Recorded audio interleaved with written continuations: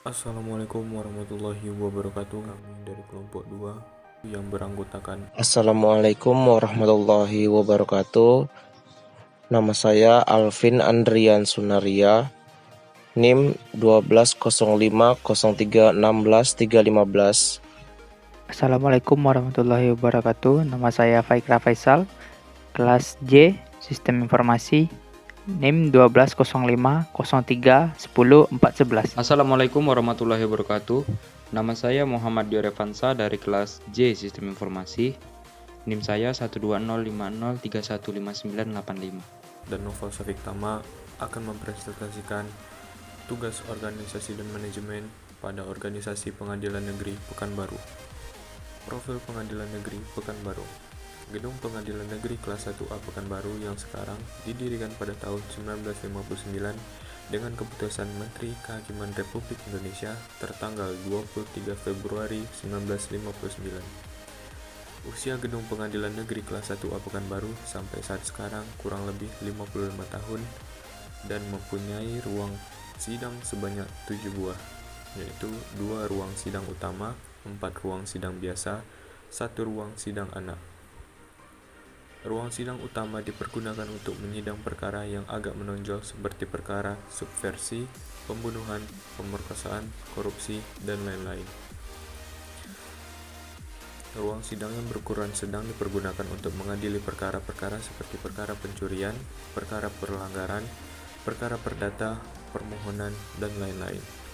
Ruang sidang anak dipergunakan untuk menyidangkan perkara anak. Visi dari Pengadilan Negeri Kota Pekanbaru yaitu terwujudnya Pengadilan Negeri Pekanbaru yang agung. Misinya yaitu 1.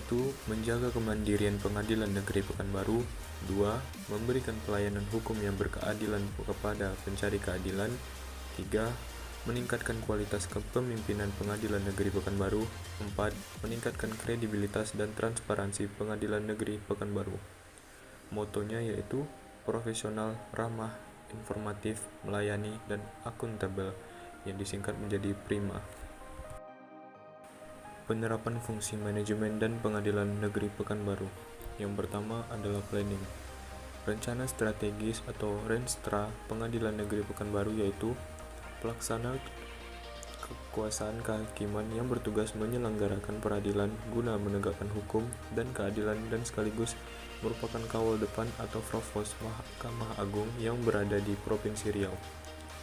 Bahwasannya setiap kepala satuan kerja wajib menyiapkan rancangan Renstra sesuai dengan tugas pokok dan fungsinya. Dan semoga bermanfaat dan dapat mewujudkan peradilan yang sederhana, cepat, biaya ringan, dan transparan di wilayah hukum Pengadilan Negeri Pekanbaru. Baiklah, selanjutnya saya akan melanjutkan pembahasan penerapan fungsi manajemen pada organisasi Pengadilan Negeri Pekanbaru. Yang kedua ada organizing. Organizing berasal dari kata organon dalam bahasa Yunani yang berarti alat, yaitu proses pengelompokan kegiatan-kegiatan untuk mencapai tujuan dan penguasaan setiap kelompok kepada seorang manajer. Pengorganisasian dilakukan untuk menghimpun dan mengatur semua sumber-sumber yang diperlukan, termasuk manusia, sehingga pekerjaan yang dikehendaki dapat dilaksanakan dan berhasil. Ciri-ciri organisasi ada 4. Yang pertama mempunyai tujuan dan sasaran. Yang kedua mempunyai keterikatan format dan tata tertib yang harus ditaati. Yang ketiga adanya kerjasama dari sekelompok orang. Yang keempat mempunyai koordinasi tugas dan wewenang. Komponen-komponen organisasi. Ada 4 komponen dari organisasi, yaitu work, employees, relationship, dan environment. Yang pertama work atau pekerjaan adalah fungsi yang harus dilaksanakan berasal dari sasaran-sasaran yang telah ditetapkan. Yang kedua ada employees atau pegawai, adalah setiap orang yang ditugaskan untuk melaksanakan bagian tertentu dari seluruh pekerjaan. Yang ketiga ada relationship atau hubungan, merupakan hal penting di dalam suatu organisasi. Hubungan antara pegawai dengan pekerjaannya, interaksi antara satu pegawai dengan pegawai lainnya, dan unit kerja lainnya, dan unit kerja pegawai dengan unit kerja lainnya merupakan hal-hal yang peka. Yang terakhir ada environment atau lingkungan, adalah komponen terakhir yang mencakup sarana fisik dan sarana umum di dalam lingkungan di mana para pegawai melaksanakan tugas-tugas mereka, lokasi, mesin, alat tulis kantor, dan sikap mental yang merupakan faktor-faktor yang membentuk lingkungan. Tujuan organisasi. Tujuan organisasi adalah sebagai berikut. Yang pertama, lebih mengutamakan kebersamaan. Yang kedua, mudahnya dalam menyelesaikan suatu masalah. Yang ketiga, mengajarkan atau membudayakan jiwa kepemimpinan. Yang keempat, menumbuhkan sikap disiplin dan etos kerja di dalam dirinya. Yang kelima, dapat membina emotional intelligence. Yang keenam, menambah pengetahuan dan wawasan seseorang. Nah, selanjutnya yaitu leading. Pemimpinan atau leading dalam manajemen adalah serangkaian proses yang digunakan agar setiap anggota yang berada dalam organisasi dapat bekerja sama dalam mencapai sasaran organisasi. Seseorang manajer harus dapat menuntun, mengarahkan, menggerakkan, dan memotivasi serta mempengaruhi bawahan agar dapat melakukan tugas-tugas yang telah direncanakan untuk mencapai tujuan atau sasaran organisasi. Pekerjaan seorang leading yaitu 1. Mengambil keputusan. 2. Mengadakan komunikasi agar ada bahasa yang sama antar manajer dan bawahan. 3. Memberi semangat, inspirasi, dan dorongan kepada bawahan agar dapat mereka bertindak. Yang keempat, memilih orang-orang yang menjadi anggota kelompoknya. Selanjutnya yaitu controlling. Controlling atau pengawasan adalah penemuan dan penerapan cara dan alat untuk menjamin bahwa rencana telah dilaksanakan sesuai dengan rencana yang telah ditetapkan. Tahap-tahap pengawasan terdiri atas 1. Penentuan standar, 2. Penentuan pengukuran pelaksanaan kegiatan, 3. Pengukuran pelaksanaan kegiatan, 4. Pembanding pelaksanaan dengan standar dan analisa penyimpangan, 5. Pengambilan tindakan koreksi bila diperlukan. Tipe-tipe pengawasan yang pertama yaitu feed forward control.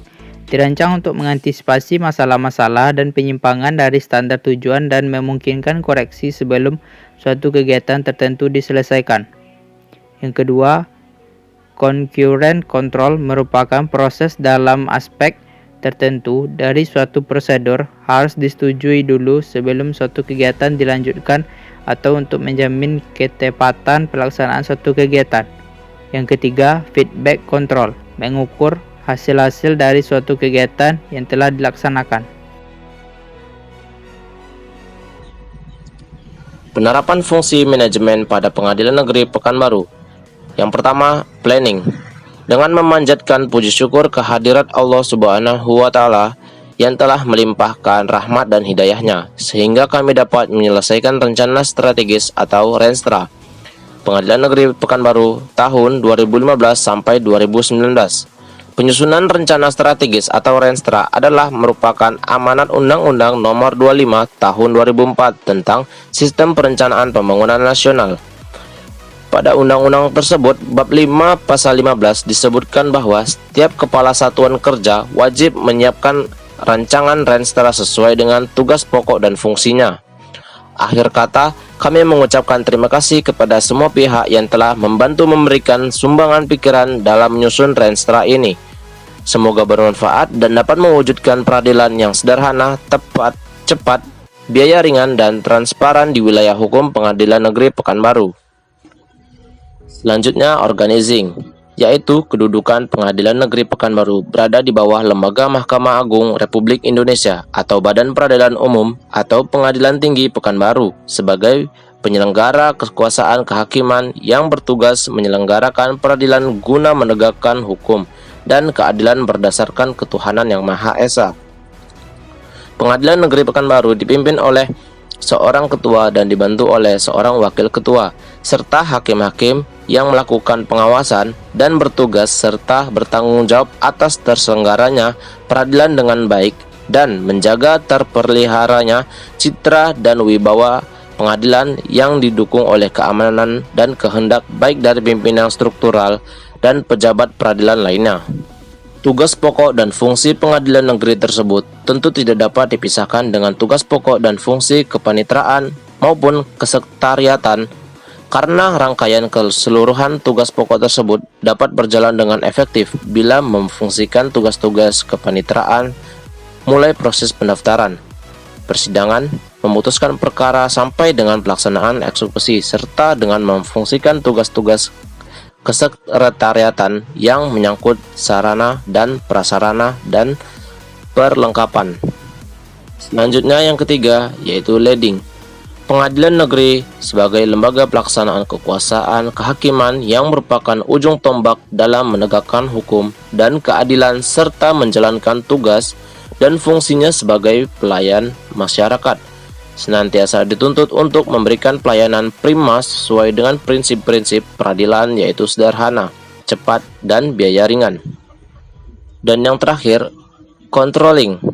Peningkatan kualitas pelayanan publik dilakukan untuk membangun kepercayaan masyarakat terhadap penyelenggara pelayanan publik dengan rangka meningkatkan kesejahteraan masyarakat dengan menjadikan keluhan masyarakat sebagai sarana untuk melakukan perbaikan pelayanan publik yang dilaksanakan di Pengadilan Negeri Pekanbaru kelas 1A.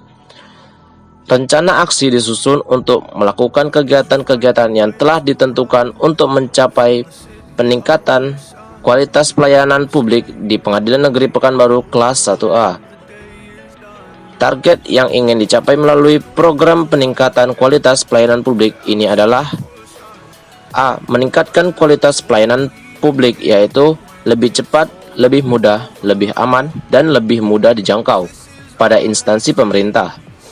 B. Meningkatkan jumlah unit pelayanan yang memperoleh standarisasi pelayanan internasional pada instansi pemerintah.